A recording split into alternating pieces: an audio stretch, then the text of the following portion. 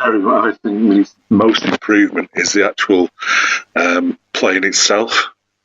Having flown with other airlines, I do think that the Virgin fleet, having flown with Virgin on 3 occasions now, with another 2 flights coming up within the next 3 or 4 months, he's quite tired, if I'm honest with you. Seats are not particularly comfortable compared to other airlines. The interior of the cockpit, the interior of the aeroplane, I found quite shabby, dirty in places, if I'm honest. The USB ports on the entertainment system on the back of the headrest didn't work. Controlling the entertainment system itself, flicking from sort of left to right with the films wasn't particularly easy. The touchscreen isn't particularly responsive, and the choice of films as well wasn't that good, to be honest with you. We had 2 adults, an 11-year-old and an 18-year-old with us, of which, to be perfectly honest with you, this particular flight, we were flying to New York, so it was only 5 hours.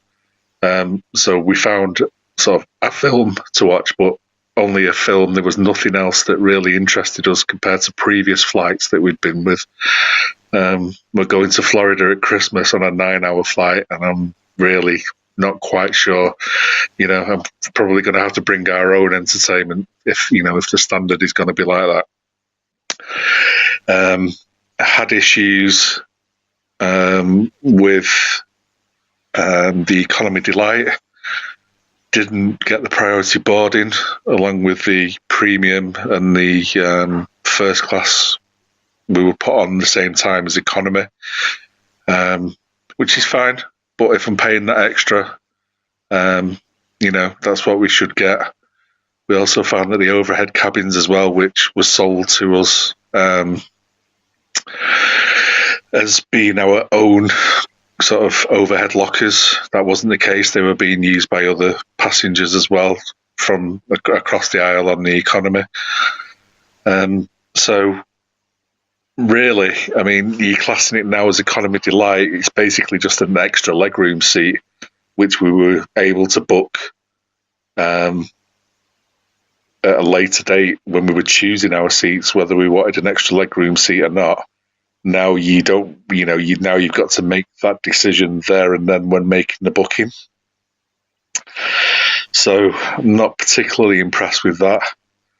And also the cabin staff on the way back, I didn't find particularly helpful or very friendly.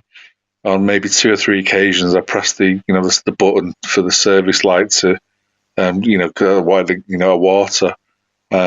But they were just ignored. Nobody actually came. The only time they sort of really wanted to come round was when they were doing the serving, sort of in between, the serving and the drinks and things. They were nowhere to be seen. I think overall, it's I don't know. I've got to say I've got 2 more flights coming up with Virgin, and unless something drastically sort of changes my mind, then I would probably, we are frequent flyers to America. I think I would probably maybe look to another airline. I mean, we flew with Thomson a number of years ago. And what drew us to Virgin was that on the Thomson flight itself, you got to pay for your films, you got to pay for your drinks, you got to pay for your food.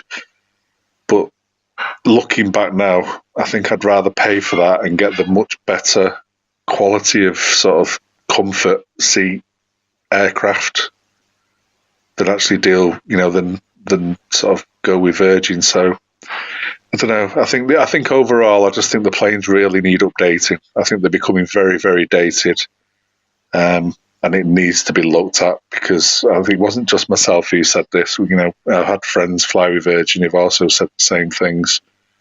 So I appreciate they're not cheap, but got to keep the customer happy.